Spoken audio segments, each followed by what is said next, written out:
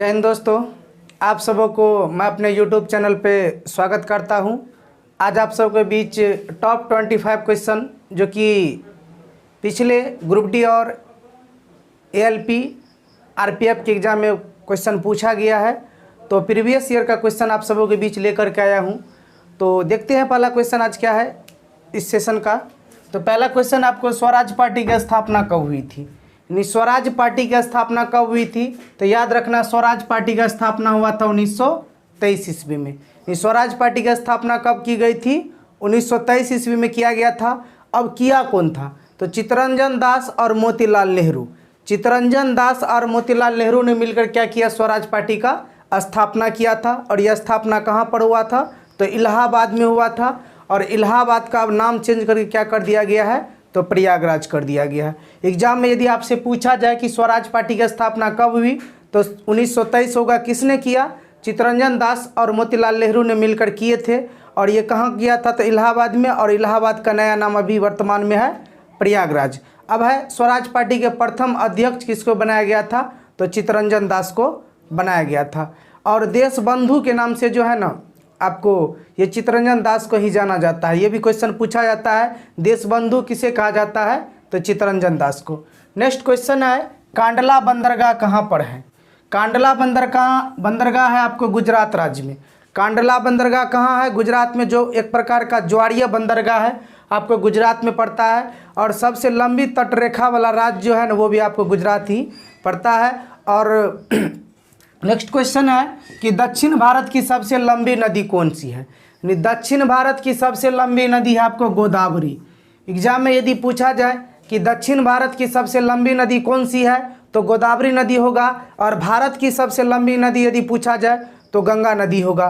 गंगा नदी की टोटल लंबाई कितनी है? तो 2525 किलोमीटर। और गंगा नदी कहाँ से निकलती है? तो गंगोत्री हिमानी से निकलती है, जो कि उत्तराखंड में पड़ता है। और भारत के 5 राज्यों से ये गंगा नदी गुजरते हुए अंतिम रूप से बंगाल की खाड़ी में गिर जाती है। और एक मुहाना आपको बांग्लादेश चला जाता है। और बांग्लादेश जाने के बाद गंगा नदी का नाम चेंज होकर के पद्मा हो जाता है। मैं आप सबों को बता दूं, भारत के किन किन राज्य से होकर गंगा नदी गुजरता है? 5 राज्य। तो पहले उत्तराखंड हो गया, दूसरा उत्तर प्रदेश हो गया, तीसरा बिहार हो गया, चौथा झारखंड हो गया, और 5वां पश्चिम बंगाल हो गया। और अंतिम जाके बंगाल की खाड़ी में गिर जाती है। और एक मुहाना बांग्लादेश चली जाती है। और बांग्लादेश में गंगा नदी को पद्मा के नाम से जानते हैं। अब नेक्स्ट क्वेश्चन है, विश्व पर्यावरण दिवस कब मनाया जाता है? यानी विश्व पर्यावरण दिवस कब मनाया जाता है? तो 5 जून को जो है ना, प्रत्येक साल विश्व पर्यावरण दिवस के रूप में मनाते हैं। उसके बाद है लाइफ डिवाइन। लाइफ डिवाइन पुस्तक के लेखक कौन है? तो अरविंद घोष जो है लाइफ डिवाइन पुस्तक को लिखा है। और एग्जाम में यदि डिवाइन लाइफ पूछा जाए, उल्टा डिवाइन लाइफ पूछा जाए, तो वो शिवानंद हो जाएगा। और एग्जाम में पूछा जाता है कि लाइफ डिवाइन पुस्तक के लेखक कौन है? तो अरविंद घोष। और डिवाइन लाइफ के शिवानंद है। नेक्स्ट क्वेश्चन है, सबसे छोटा महाद्वीप कौन सा है? यानी सबसे छोटा महाद्वीप कौन सा है? तो सबसे छोटा महाद्वीप है ऑस्ट्रेलिया। यानी सबसे छोटा महाद्वीप ऑस्ट्रेलिया। और सबसे बड़ा महाद्वीप एशिया। उसके बाद है आपको बाउल एवं जात्रा लोक नृत्य कहाँ का है? बाउल और जात्रा लोक नृत्य कहाँ का है? तो एग्जाम में यह पूछा जाता है कि बाउल और जात्रा लोक नृत्य का संबंध किस राज्य से है? तो पश्चिम बंगाल से है। और वर्तमान में पश्चिम बंगाल के अभी CM कौन है? तो ममता बनर्जी है, जिसको दीदी के उपनाम से जानते हैं। उसके बाद है भूगोल का जनक किसे कहा जाता है? तो याद रखना, भूगोल का जनक माना जाता है हिकेटियस को। हिकेटियस को जो भूगोल का जनक माना जाता है। उसके बाद सूर्य में पूछा जाता है सबसे ज़्यादा कौन सी गैस पाई जाती है?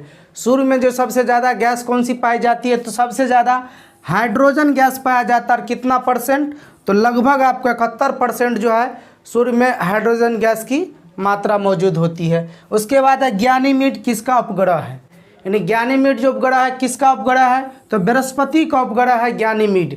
सौरमंडल का सबसे बड़ा ग्रह भी है बृहस्पति। और ज्ञानीमीड जो उपग्रह में भी सबसे बड़ा है, जो कि बृहस्पति का उपग्रह है। और सबसे छोटा ग्रह कौन सा है? तो बुध है। सबसे बड़ा बृहस्पति है। और सबसे ज़्यादा उपग्रह किसके पास अभी वर्तमान में है? तो याद रखिएगा, शनि के पास सबसे ज़्यादा उपग्रह है। और शनि का एक जो उपग्रह टाइटन है वो फेमस एग्जाम में पूछा जाता है कि टाइटन किसका उपग्रह है, तो शनि का उपग्रह है।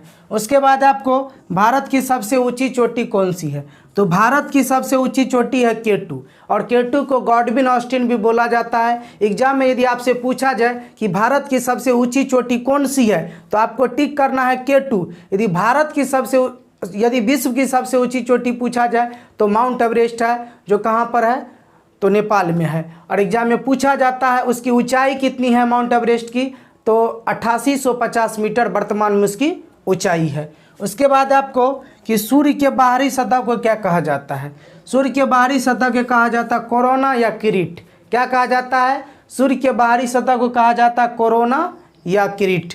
उसके बाद है सबसे ज़्यादा जल सोखती है कौन सी मिट्टी, ऐसी कौन सी मिट्टी है जिसमें जल सोखने की क्षमता सबसे ज़्यादा होती है, तो दोमट मिट्टी जो है सबसे ज़्यादा जल को सोखती है।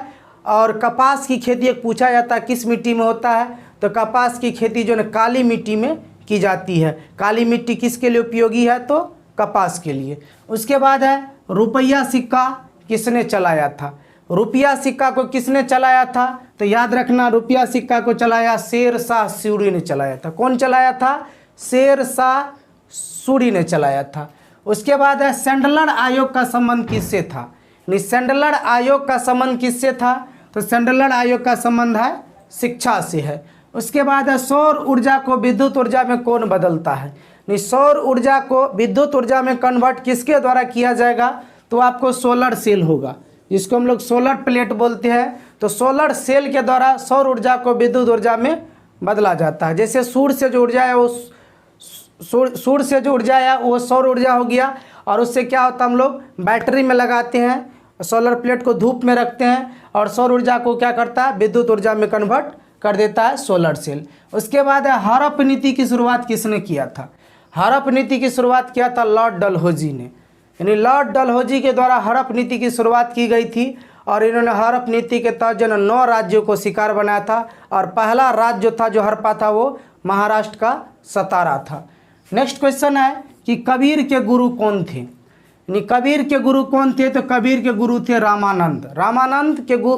रामानंद जो है आपको कबीर के गुरु थे, और रामानंद के शिष्य थे कबीर। नेक्स्ट पॉइंट है महिला साक्षरता दर सबसे ज़्यादा किस राज्य का है, यानी कहाँ की महिला सबसे ज़्यादा पढ़ी लिखी है, पढ़ती है, तो याद रखना है कि महिला साक्षरता दर सबसे ज़्यादा आपको केरल राज्य का। और भारत के किस राज्य में सबसे पहले कोरोना वायरस पहुंचा था, ये भी एग्जाम में पूछा गया क्वेश्चन कि ऐसा भारत का कौन सा पहला राज्य है जहां जो है आपको कोरोना का पहला केस मिला था, तो वो आपको केरल राज्य है जहां पर जो है कोरोना का पहला केस मिला था। उसके बाद आगा खां, आगा खां कप का संबंध किससे है, तो हॉकी से है। आगा खां कप का संबंध हॉकी से है, और हॉकी में खिलाड़ियों की संख्या कितनी होती है, तो 11 होती है। उसके बाद भारत की अर्थव्यवस्था कैसी है, यानी भारत की अर्थव्यवस्था कैसी है, तो याद रखना भारत की अर्थव्यवस्था जो है ना मिश्रित अर्थव्यवस्था है। एग्जाम में पूछा जाता है कि भारत में कैसी अर्थव्यवस्था है, तो मिश्रित अर्थव्यवस्था है। उसके बाद अलमाटी बांध बना है किस नदी पर, अलमाटी बांध किस नदी पर बना है, तो कृष्णा नदी पर जो अलमाटी बांध बनाया है जो कि कर्नाटक राज्य में पड़ता है। तो अलमाटी बांध यदि आपसे पूछा जाए किस नदी पर है, तो कृष्णा नदी पर, किस राज्य में है, तो कर्नाटक राज्य में है। उसके बाद है प्लासी का युद्ध कब हुआ था, तो प्लासी का युद्ध हुआ था आपको 1757 ईस्वी में।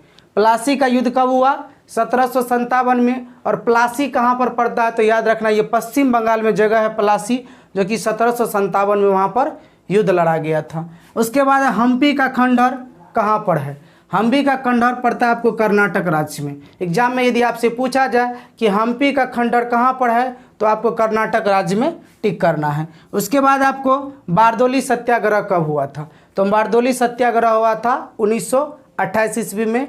और इसी बारदोली सत्याग्रह में जो है ना सरदार वल्लभ भाई पटेल को सरदार की उपाधि बारदोली की महिलाओं के द्वारा दिया गया था। किसके कहने पर दिया था, तो गांधी जी के कहने पर वल्लभ भाई पटेल को सरदार की उपाधि बारदोली की महिला ने दिया था। और ये घटना कब हुआ, बारदोली सत्याग्रह सन 1928 ईस्वी में हुआ था। नेक्स्ट क्वेश्चन है आपको कि गुरु नानक देव का जन्म कब हुआ था, तो गुरु नानक देव का जन्म हुआ था आपको 1469 ईस्वी में। तो दोस्तों आप सबको यदि वीडियो पसंद आए तो अपने दोस्तों के बीच ज़रूर शेयर करें। तो मिलते हैं नेक्स्ट वीडियो में नेक्स्ट टॉपिक के साथ। धन्यवाद।